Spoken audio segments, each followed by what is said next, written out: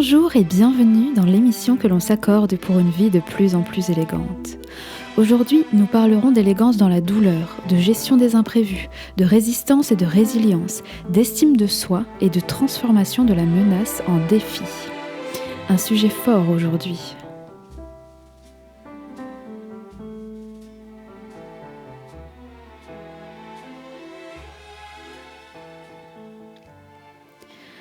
On ne peut pas avoir beaucoup de certitudes dans ce monde, mais dans le peu qu'on puisse avoir, nous pouvons compter ceci. Nous souffrons tous. Nous avons tous souffert et nous souffrirons encore, à des degrés plus ou moins élevés. Et vous êtes déjà tout à fait au courant que sur le principe, il faut tirer un enseignement de ces douleurs. Mais ce n'est pas de cela que nous allons parler aujourd'hui. Tirer des leçons de la douleur est une chose. Mais ne brûlons pas les étapes. Avant cela, il faut la gérer, cette douleur. Et c'est de cela que nous parlerons aujourd'hui. Puisque l'élégance d'esprit est bienfaitrice du comportement humain dans son entièreté, elle agit également sur la douleur. Et pour explorer ce sujet aujourd'hui, je vais poser cette équation. Avant même de gravir les échelons que seule la douleur nous permet de gravir, avant même d'en ressortir plus fort, comment l'appréhender d'abord, puis cheminer ensuite à travers elle, pour la traverser de la manière la plus élégante qu'il nous ait été donné de comprendre. La douleur est quelque chose que nous vivons tous, indéniablement. Par définition, ce n'est pas la chose la plus agréable à vivre. Néanmoins, si on peut lui reconnaître un aspect très positif, c'est qu'elle nous révèle en pleine figure ce sur quoi il faut agir. Si tant est qu'il soit question d'agir, comme nous le verrons tout à l'heure, pour élargir notre zone de confort. Toutes les douleurs ne se valent pas. Tous les degrés de douleur sont révélateurs de choses infiniment diverses et variées selon qui nous sommes. Et avant de parler de tout ça, nous allons simplement parler de la gestion de la douleur, et ce de manière élégante. Non, gérer la douleur de manière élégante n'est pas ne pas accabler les autres et souffrir en silence. C'est bien plus profond que ça. Le meilleur remède à la souffrance, quelle qu'elle soit, est de continuer la vie. Quand vous êtes bouleversé, quand la vie vous bouleverse, le meilleur réconfort que vous puissiez trouver est dans le fait de continuer la vie, de rester en mouvement et dans le mouvement. Quel étrange, inutile et évident concept je viens de vous présenter là, n'est-ce pas ? Eh bien non, absolument pas. Parce que quand nous sommes bouleversés, vous savez ce qui se passe la plupart du temps ? Eh bien nous nous piégeons nous-mêmes dans la contemplation de notre propre malheur. Nous nous arrêtons un instant de vivre pour essayer de comprendre ce qui nous arrive, pour essayer de comprendre comment la situation a pu arriver, comment réparer les choses, ou si c'est irréversible, comment faire pour s'en sortir. Et quand vous vous posez cette dernière question, généralement, vous sentez que vous ne vous en sortirez jamais, n'est-ce pas ? Vous êtes totalement accablé et écroulé devant cette montagne. Et à ce moment-là, la première vérité qu'il y a, c'est que vous n'êtes pas en mesure de répondre à cette question. Vous n'êtes pas en mesure de savoir comment vous en sortir. Parce que vous le saurez quand la douleur sera apaisée. Je ne dis pas disparue, je dis apaisée. La seconde absolue vérité de cette situation, c'est que vous ne pouvez pas apaiser cette douleur consciemment parce qu'elle doit vous traverser. Elle doit imprégner toutes les cellules de votre corps pour passer. Si vous la bloquez, si vous l'empêchez de passer, vous ne pourrez pas remonter la pente. Vous savez, il faut faire preuve d'humilité dans des situations pareilles. Et faire preuve d'humilité, c'est accepter qu'on n'a pas la capacité de se guérir tout seul dans ces moments-là. Et quand je dis tout seul, ce n'est pas grâce à l'aide d'autres humains. Ce n'est pas grâce à l'aide d'un psychologue ou de notre environnement, je ne parle pas de ça. Quand je dis qu'on n'a pas la capacité de guérir tout seul, c'est à ce moment précis. Quand nous sommes bouleversés, nous ne pouvons pas régler notre douleur tout seul en un claquement de doigts. Notre vie doit nous accompagner. Notre douleur doit nous accompagner. Elle n'est pas une ennemie, elle fait partie de nous, tout simplement. Il ne faut pas chercher à la chasser. De toute façon, ça ne marchera pas, puisque c'est une partie de nous. Elle doit nous accompagner. Vous comprenez ? Tout ce que l'on peut faire dans ces moments-là, c'est notre part du travail. Il y a moi, il y a ma douleur, il y a le temps et il y a la vie, ma vie en l'occurrence. Chaque partie fait son œuvre. Le temps fait son œuvre, la vie fait son œuvre, la douleur fait son œuvre et je fais mon œuvre. Je fais le job. Mais alors, Quelle est cette part de travail que moi je dois faire ? Eh bien, c'est ceci. Premièrement, laissez les 3 autres parties faire leur travail et ne pas leur mettre de bâton dans les roues. Croire en elles et leur faire confiance. Leur faire confiance est déjà quelque chose de difficile, mais si vous le faites, les 3/4 de votre job est fait. Et la deuxième chose à faire, c'est de ne pas vous abandonner. Jamais. Vous n'êtes pas venu sur cette planète pour vous abandonner. Forcez-vous à vous dissocier. Faites comme si vous sortiez de votre corps et contemplez l'âme en peine que vous êtes. Et jurez-lui que vous ne l'abandonnerez jamais. Prenez-la dans vos bras, soufflez-lui que ça ira. Quoi qu'il arrive, ça ira. Et prenez-la par la main et dites-lui « Allez, on va y aller. On va y aller doucement, mais on va y aller. » C'est tout ce que vous devez faire. Vous n'avez rien à faire d'autre. Le seul engagement que vous devez avoir envers vous-même pour vous respecter, c'est de vous manifester cette élégance. Faites confiance à vos 3 compagnons que sont votre vie, votre douleur et le temps. Et ne pas vous abandonner. Ne vous abandonnez jamais. Ici, je ne parle pas de noyer son chagrin dans toutes sortes d'activités pour ne pas rester seul avec soi-même quand je parle de continuer la vie. Il ne s'agit pas non plus de rester seul à tout prix. Je ne parle pas de ça. Pour que ce soit plus clair, je vais détailler. Il y a certaines situations qui font mal, mais vous n'êtes pas immobilisé. Il y a d'autres situations qui sont tellement brutales, tellement choquantes, que vous êtes dans un état de sidération. La sidération, c'est quand le choc émotionnel est tellement violent que nous sommes paralysés en fait. Nous sommes incapables de bouger, de crier, nous sommes comme pétrifiés. Et quand nous subissons ce genre de choc, il faut que la période de sidération passe. C'est normal, il faut que notre esprit recommence à se mettre en mouvement. Et généralement, c'est là où la douleur commence à nous ravager. C'est à ce moment-là, quand la sidération se termine. Mais pendant cette période de sidération, si nous nous forçons à bouger, si nous nous forçons à faire des choses, nous allons nous blesser. C'est juste pas le moment en fait. Cette période, elle doit passer. Et c'est là que c'est difficile, parce qu'il faut réussir à se remettre doucement en mouvement quand elle commence à passer. Parce que c'est quand elle passe, en fait, qu'ensuite on tombe dans la contemplation de son propre malheur. C'est à ce moment-là. Et il y a des gens qui mettent des années à s'en sortir. Pire, il y en a pour qui ça finit par devenir un mode de vie de contempler leur malheur. Et malheureusement, on ne peut rien faire pour eux. Si vous reconnaissez quelqu'un dans ce que je dis, attention. Même si vous ne lui voulez que du bien, ces gens-là, si ça ne vient pas d'eux, on ne peut rien faire. C'est terrible comme sentiment, mais c'est comme ça.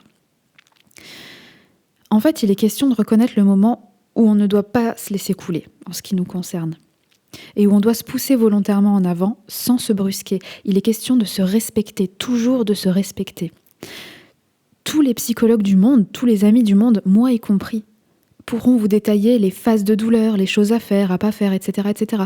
Mais la réalité, c'est qu'on ne peut que vous donner les clés pour apprendre à se connaître, pour apprendre à vous connaître, pour apprendre à connaître cette douleur qui est la vôtre propre. Comme d'habitude, il n'y a pas de recette, que de l'élégance et du respect. Donc se pousser volontairement en avant, sans brutalité, c'est se remettre en mouvement, c'est reprendre sa vie. Non pas comme si de rien n'était, ce n'est pas possible, mais de reprendre le cours de sa vie. Revenir aux engagements que vous avez, vos engagements familiaux, professionnels, sociaux. Par exemple, la douleur, en fait, elle vous accompagne. Mais à travers ces jolies tâches du quotidien, elle va se transformer. Ces tâches du quotidien vont infuser petit à petit cette douleur pour l'apaiser, pour la polir et la rendre plus lisse, plus belle. C'est pas l'inverse qui se passe. C'est pas vos tâches qui vont commencer à être empreintes de douleur. C'est l'inverse. C'est la douleur qui sera infusée par vos tâches quotidiennes. Et oui, la douleur peut se transformer en beauté. Parce qu'au bout du compte, quand le temps et la vie l'auront polie, elle sera comme une petite pierre précieuse au creux de votre cœur qui marquera votre vous d'avant et votre vous de maintenant. Votre vous de maintenant qui est meilleur, qui est plus fort. Et si, j'insiste, votre vous de maintenant est plus fort que celui d'avant. Parce que quelle que soit la façon dont vous avez géré votre douleur, la situation vous l'avez subie et vous l'avez traversée. Et le vous d'avant ne l'a pas traversé cette situation. Donc vous êtes plus fort et plus intelligent aujourd'hui. Plus intelligent dans le sens plus expérimenté. Vous voyez ? Vous êtes fort de cette expérience. Je suis assez émue de parler de ça maintenant parce qu'en ce moment, en plus, j'ai mon petit frère qui vit une période très difficile dans sa vie. Et ça, c'est vraiment... Alors oui, en parlant de ça, en parlant de souffrance, on parle de souffrance. Souffrir nous-mêmes pour une quelconque situation est une chose, mais voir quelqu'un qu'on aime souffrir, ça, je pense que c'est l'une des pires choses qui nous est donnée de vivre. Avec le décès de gens qu'on aime, vraiment, c'est une horreur. Voir un de nos proches souffrir en se sachant impuissant, en fait, c'est vraiment terrible. Je ne le souhaite à personne et en même temps, je sais que tout le monde le vit. Bref. Tout ça pour dire que pour la situation que vit mon petit frère, j'essaie d'être la plus présente et la plus élégante possible envers lui, mais s'il y a bien quelque chose que j'apprécie dans cette situation, c'est que je le vois très courageux et très conscient de la situation. Et même s'il souffre, il réussit malgré tout à rester en mouvement. Dans un mouvement sain et vraiment très vertueux. Et je suis vraiment, vraiment très fière de lui. Je l'admire et il m'inspire vraiment très, très fort, vraiment. C'est un sujet compliqué aujourd'hui, hein, fort chargé émotionnellement, mais la force qu'il me donne, mon frère, à parler de ça aujourd'hui est tellement belle que je veux vous la partager. Cette force, c'est un des super pouvoirs de l'humanité et je profite clairement de mon émission pour la diffuser. J'espère le plus largement possible. Parce que la force réelle et saine que l'on dégage de la souffrance déplace des montagnes. Et si entre humains on veut se serrer les coudes un tant soit peu dans ces douloureuses expériences, j'espère y contribuer ne serait-ce qu'un petit peu aujourd'hui. Voilà.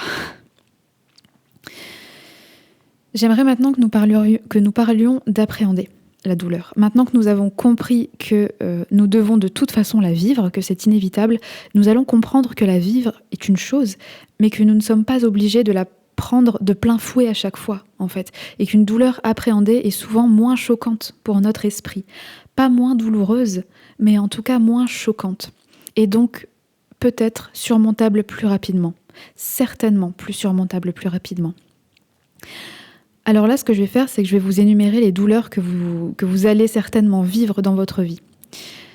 Il y a en effet un côté humain qui me fascine, moi, c'est qu'on a une facilité à se mettre dans un déni de fou quand il s'agit de situations désagréables. Les gens ne s'intéressent pas aux situations périlleuses émotionnellement et sont convaincus qu'ils ne les vivront pas et que ça n'arrive qu'aux autres. Et quand ça arrive, ça tombe de haut. Alors évidemment, on ne peut pas tout prévoir et on ne doit pas chercher à tout prévoir, c'est pas possible. Il ne s'agit pas non plus de vous inquiéter à outrance et de devenir parano. De toute façon, la peur n'a jamais évité le danger. Le sujet n'est pas là. Mais en tout cas, ne pas être dans un déni complet. Être conscient, en fait, juste conscient. Parce que quand on est conscient que les choses peuvent arriver, et pour certaines vont arriver, on a une longueur d'avance sur notre douleur en fait, et on devient plus résilient de fait. La douleur, elle sera là, inévitablement, mais elle laissera peut-être moins de séquelles, et elle sera peut-être moins tranchante. Et quand on appréhende sainement ces situations, notre esprit commence déjà à tisser un filet de sécurité pour notre âme. Je ne sais pas si vous voyez ce que je veux dire. Et de manière inconsciente en fait. Alors franchement, je ne vois pas pourquoi on s'en priverait. Et en plus, quand vous êtes conscient de tout ça, vous appréciez la vie comme elle est précieuse, en fait. C'est-à-dire juste précieuse. Et être conscient, c'est être intelligent. Et on pourrait ici citer l'éternel débat de la philosophie romantique du contrat de mariage. Et là, je sais, je touche un sujet sensible, mais on va la faire courte. Le contrat de mariage est un filet de sécurité juridique. Dans le sens où, s'il arrive quelque chose, vous savez exactement ce qu'il se passera juridiquement. Ce n'est pas une question de manque de confiance, c'est une question de confiance tout court. J'ai tellement entendu, hors de question de faire un contrat de mariage, hein, si on se marie, c'est pas dans le but de se séparer. Évidemment, pauvre dinde, la question n'est pas là. La question, c'est qu'en fait, personne en ce bas monde n'est omniscient. Et si tu prétends savoir exactement de quoi l'avenir retourne, grand bien te fasse. Mais au plus vite tu sortiras de ce déni, au plus vite tu seras heureuse, crois-moi. Parce que mettre un terme à un mariage n'est pas seulement le fait d'une basse tromperie. Parce que généralement, les gens qui parlent comme ça parlent de tromperie, hein, on va pas se mentir. On peut mettre fin à un mariage pour une multitude de raisons et parfois c'est dans la douleur. Et une âme en peine n'est pas en état de prendre une décision saine et juste. Donc le contrat de mariage est un contrat pensé pour être réfléchi, sécurisant et sain et pour préserver et protéger les deux membres qui souhaitent s'unir dans une même équipe. Ce n'est pas au détriment de l'un ou de l'autre. C'est acter quelque chose sur lequel on est d'accord tous les deux. C'est la base d'un couple en fait.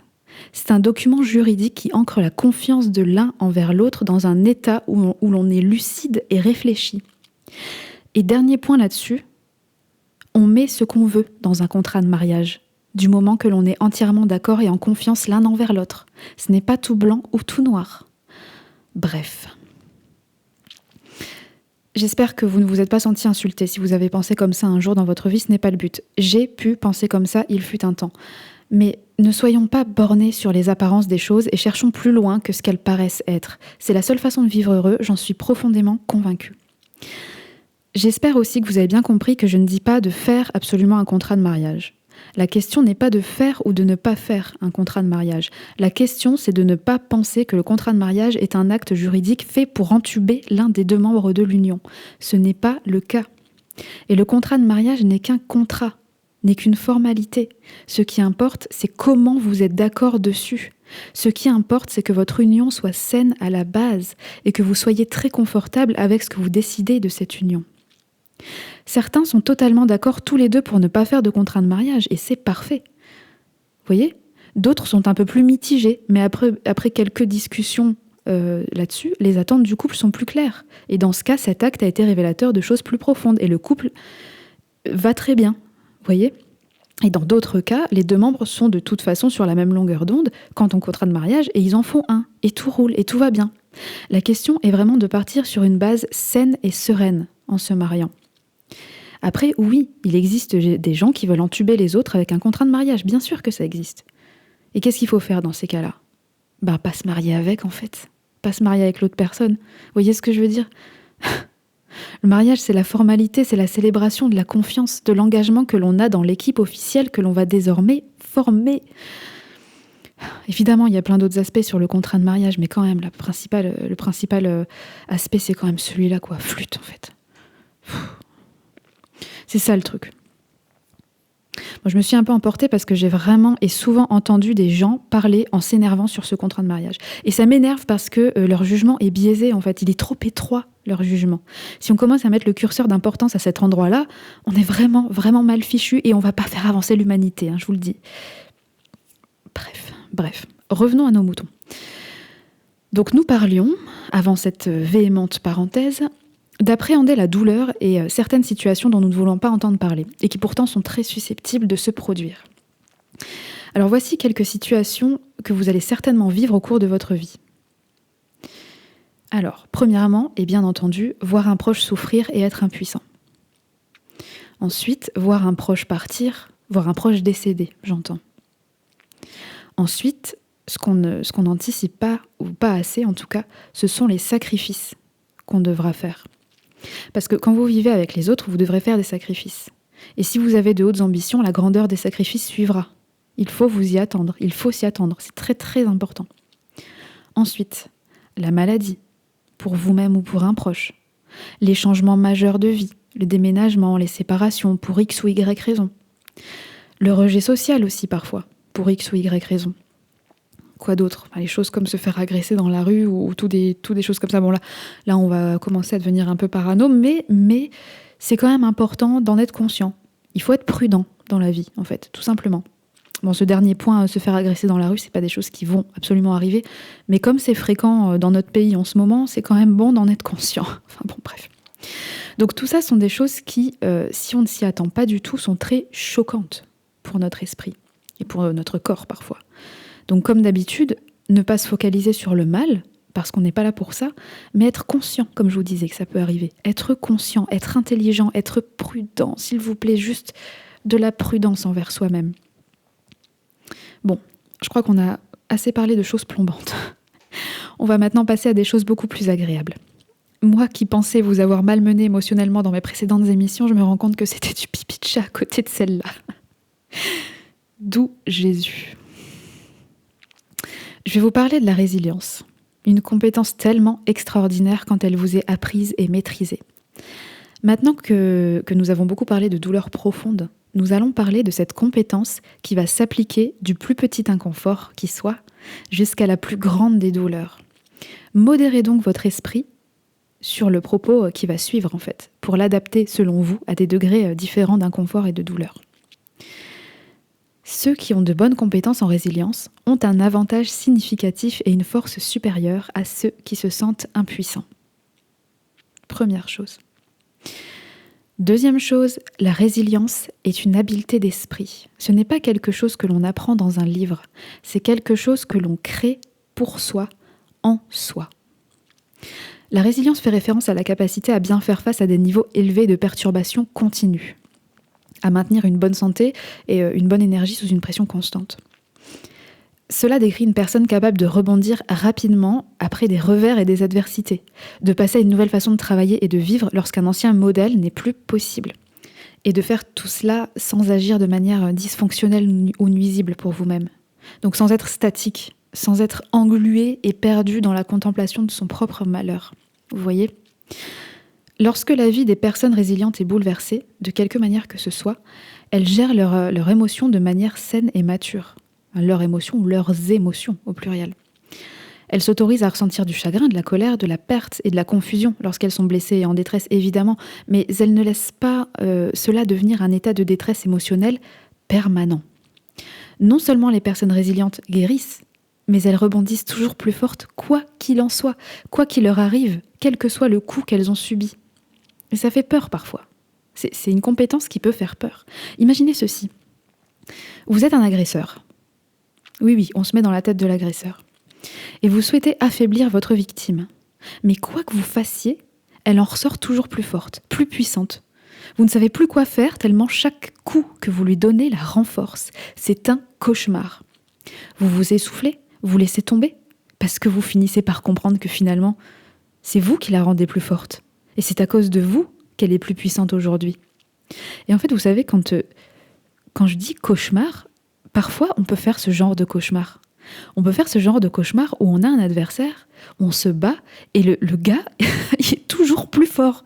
Enfin, le gars, l'adversaire, quoi qu'il en soit. Et ça, c'est quelque chose qui retourne l'esprit. Et en fait, quand vous vous réveillez le matin, vous n'êtes pas bien parce que vous vous êtes pris une grosse claque d'impuissance, en fait. Vous voyez ? Donc, voilà, vous vous êtes mis dans la tête de l'agresseur. Et bien maintenant, mettez-vous à la place de cette puissante personne, de celle qui se renforce. Il est important de savoir se projeter dans la tête des différentes parties prenantes pour pouvoir évaluer la situation convenablement. Mais je pense que vous l'avez compris au fil de mes émissions. Donc, vous êtes cette puissante personne.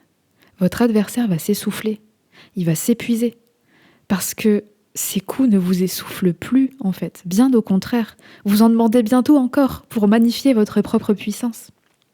Et votre adversaire n'est pas forcément quelqu'un, ça peut être une situation, un contexte, une phase de votre vie. Attention, ne pas considérer la vie comme un adversaire, mais peut-être une phase de vie. Vous voyez, c'est différent. Transposez ceci à l'inconfort ou à la douleur dans votre quotidien. Je vais y arriver. Transposez tout ceci à des petites choses qui vous mettent inconfortable ou peut-être des grandes douleurs que vous avez vécues. Essayez de vous souvenir de ces choses. C'est important. Une personne élégante est une personne solide et la solidité réside dans cette projection. La résilience. Posséder un état d'esprit résilient n'implique pas que l'on soit à l'abri du stress, de la pression ou des conflits, mais plutôt que l'on puisse faire face avec succès aux problèmes lorsqu'ils surviennent. Vous comprenez ? Ce n'est pas pareil. Le type et l'intensité du stress et de la tension désagréable que chacun peut ressentir constituent une réaction subjective. Chacun le vivrait différemment. Chacun vivrait cette situation de manière différente. Votre perception de ce qui se passe dépend de votre capacité à gérer consciemment votre réaction. C'est ça, en fait, le truc. Lorsque vous êtes confronté à des pressions extrêmes et à des changements perturbateurs, vos attitudes et vos habitudes créent soit des obstacles, soit des ponts vers un avenir meilleur. C'est hyper subtil, mais c'est radicalement différent en même temps, en fait. Je vais répéter cette phrase parce qu'elle est importante. Quand vous êtes confronté à des situations pareilles, vos attitudes et vos habitudes créent soit des obstacles, soit des ponts vers un avenir meilleur. Il est impératif que vous acceptiez cette réalité. Lorsque vous êtes frappé par des événements qui vous perturbent, vous ne serez plus jamais le même. C'est soit on s'en sort, soit on s'effondre. C'est soit on devient meilleur, soit on devient amer. Soit on s'en sort plus fort, soit on est plus faible. C'est binaire. Et on n'est pas faible parce qu'on souffre. On est faible parce qu'on ne veut pas s'en sortir. Nuance. Et chaque chose en son temps, bien entendu. Mais comme vous le savez, on ne glisse pas dans la contemplation de son propre malheur. On ne devient pas une victime invincible. Vous savez comment on reconnaît une victime invincible ? Je vais vous le dire, c'est très simple. Je vais vous donner la métaphore du diagnostic médical. Un diagnostic médical, selon vous, c'est une chape de plomb ou une bénédiction ? C'est une bénédiction, parce que savoir de quoi on souffre donne des pistes pour guérir. Savoir de quoi on souffre n'est pas censé être un bouclier contre la guérison. Savoir de quoi on souffre n'est pas le bouclier derrière lequel se cacher pour expliquer son comportement et se déresponsabiliser. Bon sang. Ce n'est pas parce que je suis en dépression que je dois vous imposer ma présence et mes plaintes pendant des heures. Ce n'est pas parce que mon psychologue m'a diagnostiqué une carence de confiance en moi que j'ai le droit d'exiger de vous de me rassurer tout le temps. Ce n'est pas parce que je suis diagnostiquée bipolaire que j'ai le droit de vous insulter dans les moments où je vais pas bien. Vous comprenez ce que je veux dire ? La dépression, la carence de confiance en soi, la bipolarité, tout ça, toutes ces choses sont graves. Et elles sont à prendre en compte absolument et évidemment, c'est dur. Il faut se faire aider si on en a l'occasion. Mais il faut avoir la volonté d'attraper cette abomination par le bon bout pour s'en départir en fait. Parce que ça peut faire souffrir pendant très longtemps, trop longtemps. Et c'est pas le but de notre incarnation. Ce n'est pas simple, c'est sûr, c'est certain. Mais non, on ne l'a pas demandé, en fait, ce truc. Ça nous tombe quand même dessus. Mais c'est pas pour autant qu'il faut se laisser faire, en fait. Vous comprenez ? Vous voyez ce que je veux dire ? Le diagnostic est la reconnaissance d'un trouble que plusieurs humains ont vécu. Et quelle richesse d'avoir ces témoignages pour connaître les différentes pistes, pour guérir, ou en tout cas, quand ce n'est pas possible, aller mieux au moins, ou au moins se stabiliser. Un diagnostic n'est pas une cachette. Si je veux me cacher, il vaut mieux pas que je me fasse diagnostiquer, sinon j'aurai la responsabilité de connaître les pistes d'amélioration. Vous voyez ce que je veux dire ? Et voilà comment on reconnaît une victime invincible. La personne connaît les pistes d'amélioration et ne les emprunte pas. Elle ne veut pas les emprunter. Et là, je ne parle pas de quelqu'un qui ne veut pas suivre les conseils de quelqu'un d'autre. Je ne parle pas de ça. Soyons lucides et ayons du discernement là-dessus.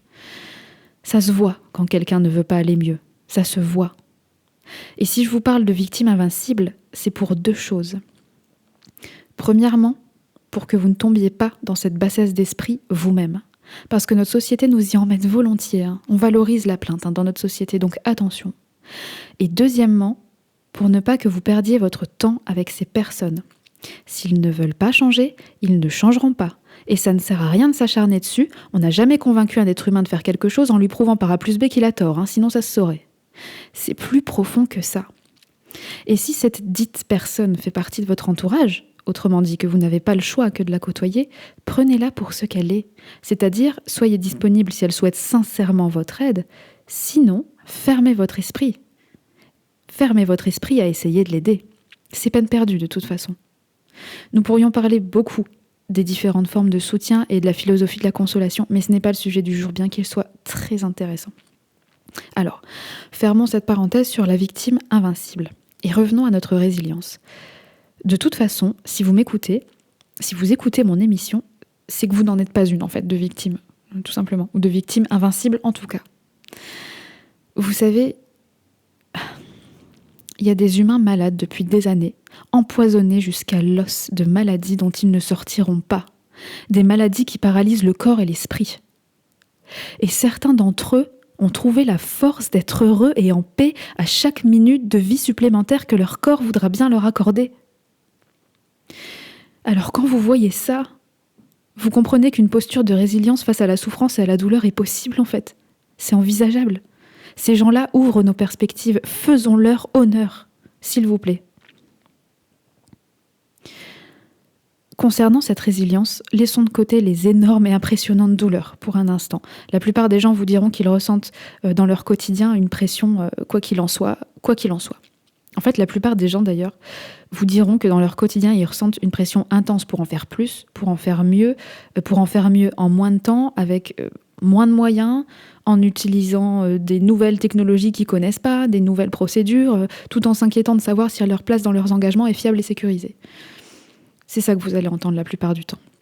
Dans le privé ou dans le professionnel, hein. Les deux, ça marche. Que les choses soient claires. Les émotions négatives telles que la peur, la colère, l'anxiété, la détresse, l'impuissance, le désespoir, toutes ces choses-là diminuent votre capacité à résoudre les problèmes auxquels vous êtes confrontés. Et cela affaiblit bien évidemment votre résilience. Et ce n'est pas qu'on ne veut plus les ressentir, c'est impossible. Ce qu'on veut, c'est que ces émotions ne paralysent pas en fait, ne nous paralysent pas et ne nous ôtent pas notre lucidité. Et mieux encore, notre paix et notre sérénité. Oui, c'est possible. C'est difficile, mais c'est possible. Nous, individus élégants que nous sommes, nous souhaitons reconnaître ces émotions pour ce qu'elles sont. Et nous souhaitons rester concentrés. Passer à travers ces émotions parce que nous le devons, oui. Endosser cette responsabilité, oui. Et tout en continuant à regarder droit devant nous, surtout. C'est ça l'important. Il y aura des jours où on sera à bout, possiblement, certainement. Vous voyez, même moi je tombe dans le piège, je dis possiblement, alors qu'il y a forcément des jours où on sera à bout. Forcément, ça arrivera. Alors prenons ce temps quand on sera à bout, de prendre du temps. Mais demain, relevons-nous. De toute façon, les choses que nous vivrons nous transformeront, quoi qu'il arrive. Nous passerons de toute façon de cette personne qui n'a pas vécu cette expérience à cette personne qui a vécu cette expérience. De toute façon. Nous passerons de toute façon de cette personne qui n'a pas encore subi la pression à cette personne qui a vécu toute cette pression. Nous ne serons plus jamais les mêmes. De toute façon. Donc soit on s'affaiblit, soit on se renforce. C'est l'un ou l'autre. On sera plus pareil. On sera plus neutre par rapport à ça. Alors je ne sais pas ce qu'il en est pour les autres, mais pour nous, le choix il est vite fait, non ? Franchement.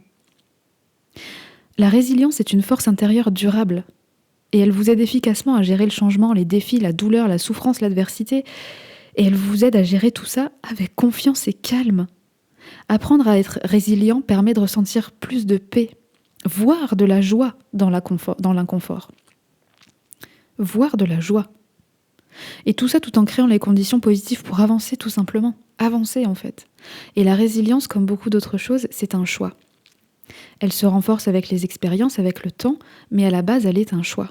Chacun de nous vit dans un environnement dynamique et en constante évolution. Nous pouvons rendre notre vie difficile en niant ou en résistant au processus, ou nous pouvons nous adapter et suivre le mouvement en faisant preuve de flexibilité et de résilience. C'est notre choix. Et ça, les victimes invincibles ne veulent pas l'entendre. Parce que comprendre que la résilience est un choix, c'est prendre ses responsabilités. Et beaucoup ne veulent pas prendre leurs responsabilités. Ce n'est pas plus compliqué que ça. Alors, par où commencer maintenant pour être résilient ? Vous l'avez compris, la résilience est une habileté d'esprit. Donc cela commence dans la tête, dans l'esprit. En fait, nous sommes plus résilients lorsque nous abordons les situations inconfortables, non pas comme inconfortables, justement, mais comme nouvelles. Avec une espèce de curiosité enfantine, sans savoir à l'avance ce que nous allons devoir faire, en fait. Mais, en tout cas, tout en étant confiants que nous agirons de manière adaptée. C'est la confiance en soi. On ne se dit pas « je sais que je vais réussir à tout prix », c'est faux, vous n'en savez rien du tout. C'est plutôt se dire « ok, je ne sais pas à quoi m'attendre, mais je vais agir efficacement dans le calme et la lucidité. Je vais agir du mieux que je peux avec ce que je sais, avec les expériences que j'ai. » Ça, c'est bon. Notre plus grande gloire n'est pas de tomber, mais plutôt de nous relever chaque fois que nous tombons. Et c'est pour cela qu'il est limite souhaitable de tomber. Parce que si vous ne tombez pas, vous n'avez pas la possibilité de vous relever. Quel dommage. Parce que se relever, ce n'est jamais pour revenir au même niveau, ça n'existe pas. Si vous vous relevez, vous êtes indéniablement plus grand, plus fort. Alors quel dommage de ne pas tomber.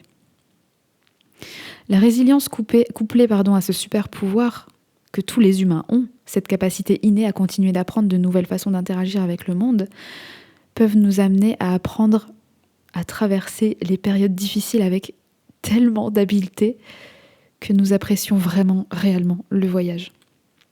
Et c'est de ça, en fait, que tout le monde parle quand il s'agit d'apprécier le voyage et pas la destination. Ce n'est pas vide de sens. Ce n'est pas une citation collée sur une belle image sur Insta.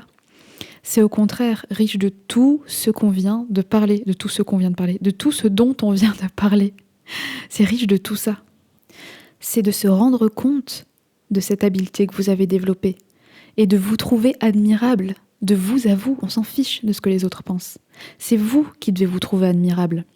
Vous devez vous reconnaître cette force. Vous devez sentir ce respect envers vous-même. Vous devez vous estimer. L'estime de soi est un ingrédient indissociable de la résilience. Quelles sont les nourritures de l'estime de soi ? C'est simple, c'est le sentiment d'être aimé plus le sentiment d'être compétent. Dans tout ce que l'on fait, dans toutes nos activités, ce qui nourrit notre estime de nous-mêmes, ce sont ces deux choses conjointes, le sentiment d'être aimé et le sentiment d'être compétent. Par contre, l'un sans l'autre ne rend pas un résultat complet. Être aimé sans être admiré ou estimé, c'est infantilisant.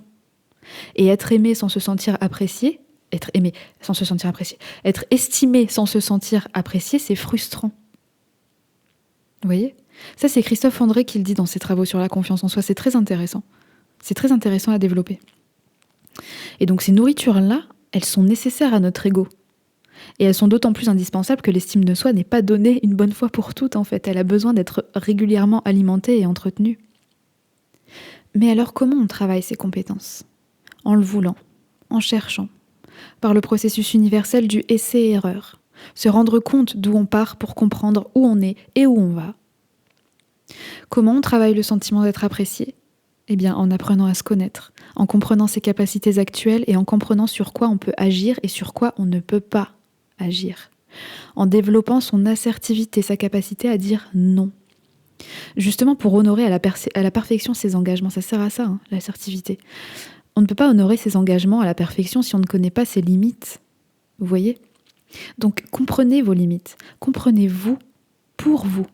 Et pour vous apprécier et vous respecter. Et quand vous serez aligné avec vous-même, les autres vous apprécieront à votre juste mesure. Et ce sentiment-là est magnifique. Une seule personne qui vous apprécie à votre juste valeur est infiniment plus puissant que 20 personnes qui vous apprécient superficiellement. Vous pouvez me l'accorder. Donc, compétence plus appréciation. Les deux nourritures. D'abord de vous à vous, puis des autres à vous. Tout ça, ça fait grimper votre estime de soi en flèche, votre estime de vous en flèche. Et avec votre estime de soi, grossit conjointement votre résilience. Quoi d'autre pour améliorer sa résilience ? Développer son intelligence émotionnelle. Élargir consciemment sa zone de confort. Et le faire consciemment, parce que ça crée une habitude. Et une habitude, c'est quoi ? C'est un filet de sécurité. Alors on est déjà bien loin dans la réflexion, mais on va encore aller un peu plus loin. Justement, dans l'élargissement de sa zone de confort consciemment, ça c'est important. Alors, les émotions suscitées par la menace ou le manque, donc la peur, la frustration, la colère, la tristesse, la détresse, le désespoir, tout ça sont des émotions profondément toxiques et sont même associées à la libération d'hormones spécifiques du stress, donc notamment le cortisol, que vous connaissez certainement. Et au-delà du mental, en fait, ça nous empoisonne vraiment physiquement. À l'inverse, pour donner le meilleur de nous-mêmes, en fait, nous devons accéder à des émotions agréables et positives. Et ces émotions-là, c'est les émotions de plaisir, de défi, d'aventure et aussi d'opportunité, en fait. Ces émotions-là, elles sont bienfaitrices pour notre corps et notre esprit. Mais l'intelligence émotionnelle, ce n'est pas d'éradiquer certaines émotions au profit d'autres. L'intelligence émotionnelle, c'est d'être capable d'expérimenter une gamme complète d'émotions. Être étriqué et coincé dans 2 ou 3 émotions, c'est tomber dans l'inconnu et parfois dans la panique quand les autres se manifestent, quand les autres émotions se manifestent de force, vous voyez ? Tandis que connaître, avoir déjà expérimenté une gamme complète, permet de naviguer beaucoup plus sereinement à travers tous les aléas de la vie. Vous voyez ce que je veux dire ? C'est cela l'intelligence émotionnelle. Ce n'est pas que de savoir se maîtriser, et encore moins refouler les émotions désagréables, au contraire. C'est les embrasser et apprendre à les connaître pour composer avec sur fond de confiance et de sérénité. Si vous les connaissez, vous pourrez savoir comment réagir quand elles seront là. Vous voyez ? Parce qu'une émotion, on ne l'empêche pas d'arriver, en fait. Le curseur, il est mis au mauvais endroit dans la maîtrise de soi traditionnelle qu'on entend. Vous voyez ? Aucune capacité émotionnelle ne sert mieux la profondeur, la richesse et l'élégance que la volonté de valoriser les sentiments qui semblent contradictoires et ne pas choisir son camp entre eux. C'est ça l'intelligence émotionnelle. En fait, pour s'engager pleinement émotionnellement, il faut célébrer l'implication mutuelle de toutes ces vertus, le blanc et le noir. En fait, il est difficile pour l'esprit de contenir des impulsions contradictoires. Nous, on a tendance à choisir notre camp, valorisant certaines compétences émotionnelles tout en négligeant, voire en dénigrant les autres. Mais la véritable élégance et intelligence émotionnelle réside dans la maîtrise de toutes les nuances qui opposent les deux contraires. Comme par exemple, entre la maîtrise de soi et la spontanéité. Il y a tout un spectre. Et selon les situations, les contextes et les émotions que vous avez, si vous savez et vous maîtriser et être spontané, ou alterner entre les deux, c'est gagné. Quoi d'autre ? Entre l'honnêteté et la compassion. Alors quand je dis l'honnêteté, c'est plutôt une saine franchise, ou plutôt de la compassion. Quelqu'un qui n'a pas forcément besoin qu'on soit totalement franc avec lui, mais qui a un peu besoin de consolation, par exemple. Quelle horreur. Vous savez naviguer. Punaise. Vous savez naviguer entre les deux. Quoi d'autre ? Entre la générosité et la parcimonie, entre l'ouverture et la discrétion, entre la passion et le détachement, entre la patience et l'urgence, entre la prudence et l'audace, entre la confiance et une certaine forme de modestie. Vous voyez ? Et bien sûr, il y en a énormément d'autres, c'est pas exhaustif. Mais imaginez savoir naviguer entre tout ça sur fond de paix et de sérénité. Voilà ce que c'est l'intelligence et l'élégance émotionnelle. L'élégance émotionnelle se développe tout au long d'une vie humaine. Mais certains vont plus loin, parce que soit ils y sont forcés par la vie, soit ils y vont consciemment. Et nous, en fait, on n'est pas égaux par rapport à tout ça. Évidemment, on ne vit pas les mêmes choses, on n'est pas égaux et on n'a pas les mêmes prédispositions à la base. En fait, nous sommes la somme de nos complexités et de nos contradictions, quoi qu'il en soit. Concrètement, nous devons nous concentrer sur le renforcement de nos capacités émotionnelles là où nous sommes le plus déséquilibrés. Donc apprendre à se connaître. L'objectif ultime est de naviguer plus librement et avec plus de souplesse entre nos propres opposés. Vous voyez ? Ceux qu'on a décelés. Le muscle émotionnel se développe comme un muscle physique en fait. Il s'agit de connaître ses limites, d'aller un peu plus loin que ses limites, volontairement, et ensuite de se ressourcer émotionnellement. Et ensuite vous êtes plus fort. La profondeur ou la qualité du ressourcement émotionnel est une autre question. Cela dépend de la qualité de l'activité pour vous. La télévision par exemple. La télévision c'est l'un des principaux moyens de détente et de récupération pour la plupart des gens. Cependant, regarder la télévision est souvent l'équivalent mental et émotionnel de la malbouffe, en fait. Cela peut procurer... Oh là là, mais j'ai du mal à parler aujourd'hui, je suis vraiment désolée, vraiment.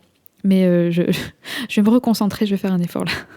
Donc, la télé, elle peut procurer une forme de récupération temporaire, mais c'est rarement nutritif, en fait. Et c'est assez facile d'en consommer beaucoup trop. Et à l'inverse, plus la source de récupération émotionnelle est riche et profonde, et plus nous reconstituons nos réserves, et plus nous devenons résilients. Un renouvellement émotionnel efficace, en fait, nous permet d'être plus performants, surtout sous pression. Une relation saine avec un proche, par exemple, est une formidable source de récupération émotionnelle. Toute activité agréable, épanouissante et enrichissante pour vous a tendance à susciter des émotions positives. Selon vos préférences, ça peut être écrire, chanter, danser, jardiner, faire du piano, lire un super livre que vous adorez, pratiquer du sport, un sport particulier que vous aimez, faire une activité entre amis, des jeux de société, visiter des musées, des expos, participer à des expériences immersives, ça c'est toujours super, assister à des concerts, des festivals, ou juste simplement passer un moment de calme et de réflexion. Seul, en fait, après une journée intense. Ça, c'est possible aussi. Ne sous-estimez pas ces moments de récupération émotionnelle dans votre cheminement vers l'élégance et le renforcement de soi. Ils doivent même être une priorité absolue. Ils sont sacrés. C'est un élément essentiel d'une performance exemplaire, en fait. C'est comme la performance d'un athlète de haut niveau. Vous voyez ? Alors, oui, on est allé loin aujourd'hui. J'ai l'impression qu'on est allé loin. Je crois. Et je vais conclure cette émission sur une notion importante, une notion qui, selon moi, fera avancer l'humanité tout entière. Nous avons parlé de beaucoup de choses pour décupler nos propres forces aujourd'hui. Mais qu'en est-il des autres quand nous avons ce point de confiance et de foi en nous-mêmes? Eh bien en fait, il y a un bénéfice collatéral, et pas des moindres, à cet élégant état d'esprit.